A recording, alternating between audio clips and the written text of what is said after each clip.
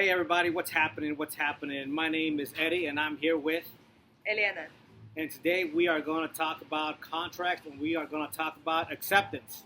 And of course, as you know, there are two governing bodies for acceptance. There's the common law and then there's the Uniform Commercial Code, or the famous UCC.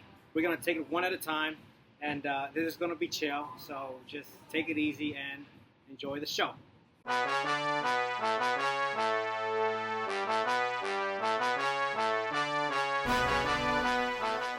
So first we're going to go with the common law.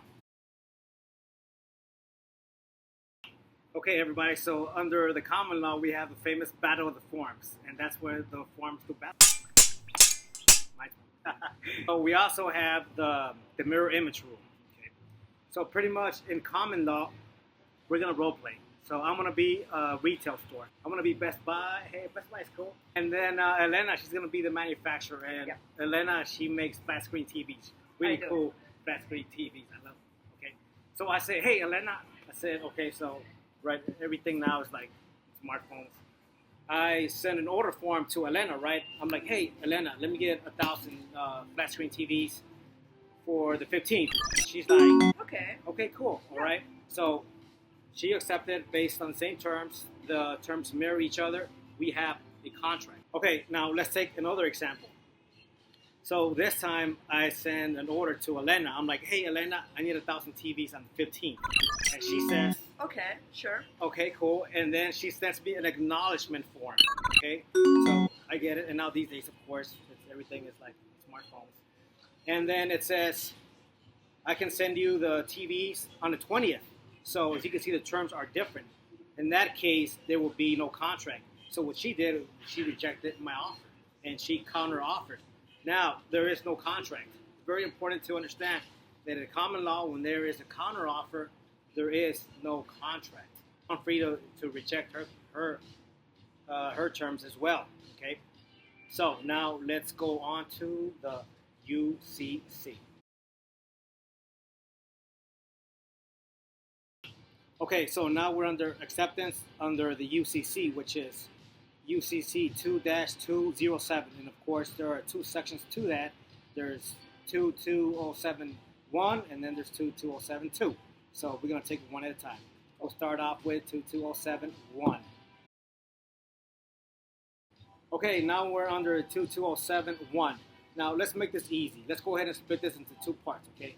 Here we go with the first part. Great. Okay, let's go to the first part of 22071. Here we have a dramatic departure from the common law. Why? Because Elena can accept my terms using different or additional terms. Okay. So the mirror image rule is gone. That's why it's a dramatic departure from the common law. Let me say that again. It's a dramatic departure from the common law. Let's go on to the second part.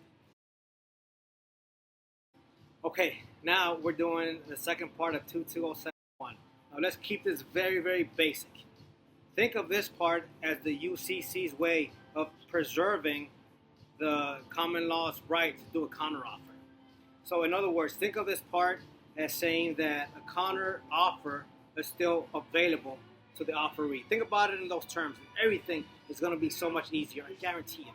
So for 2071, Elena here must take some very strong action in order for 22071 to be present. Let's look at the language of 2071. There must be a conditional assent. There must be a conditional assent. So think about that as a counteroffer. Just think, conditional assent, that's really a counteroffer. This right here is an example of the strong language that is required in order for 22071 for the conditional assent provision to be in effect. In other words, she's saying, I'm doing a counteroffer. Okay? So let's go ahead and just look at these very briefly. Number one, the language is conspicuously placed on the form. And number two, her words are explicit. There can be no indirect language. And also, she can have a phrase in there that'll read something like this.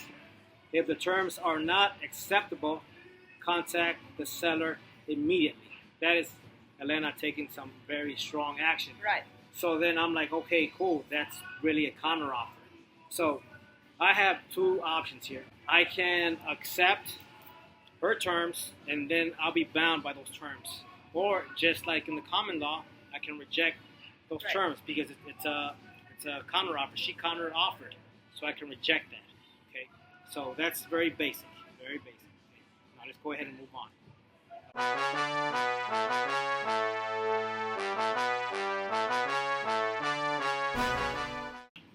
Okay, so let's do an example of that. I want TVs, all right? I want some flat screen TVs. So I'm like, yo, Elena, I need 1,000 TVs on the 15th. Okay, and she says, sure. Okay, so then she sends me an acknowledgement form, and I get it, all right? And I'm looking at it, and then she states that there's a disclaimer of warranty. Okay, so I'm like, okay, what she's doing is she's trying to have 22071 be in effect. Now, 22071 will be in effect if the strong actions are met. Okay, so if it's conspicuous, if it's clear, if she says, hey, accept these terms, if you do not accept them, then contact me immediately. Now, let's say she did take the strong action, okay? And let's say that I received it. So I'm in the position to either accept or reject. So if I accept her terms, then that means that I'm purchasing the TVs with no warranty. Or I can reject her terms. If I reject, there is no contract. Okay? So it's very clear that Elena's actions, if she wants 22071 to be in effect, she has to take strong actions. Okay, now let's go on to 2072.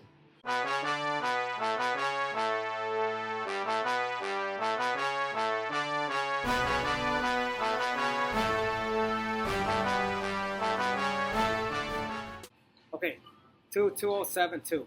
Here is where the exceptions come in. Also, it's important to recognize that we do have a contract here in 2072. So if you made it this far in your analysis, there is a contract. Subsection A and C, they pretty much mean the same thing. I, as the offeror, can object to the offeree's proposals. There is one that is more common, and that is subsection B. And that one talks about a term that materially alters the agreements. So if there's one that meets those conditions, it will not be part of the contract. Again, only that term will not be part of the contract. The rest of the contract, the rest of the terms will be included. Two common terms that materially alter the contract are the disclaimer of warranty and the arbitration clause. Now, think about this. Under 22071, the disclaimer provision was included. In other words, there was no guarantee. Okay. Now, under 22072, it can be excluded. Now, think about that. 2207 has been the source of a lot of confusion, but the way I see it, it's a beautiful provision. So go back to this video and do read the contents below. It's a free PDF there. It has case law, it has explanations. And I want you to really understand 2207. So if I were to ask you, hey, why is it included in 22071 as the disclaimer warranty, but why is it excluded under 2272? If you're able to respond, you got this. I will give you the answer right now. Okay?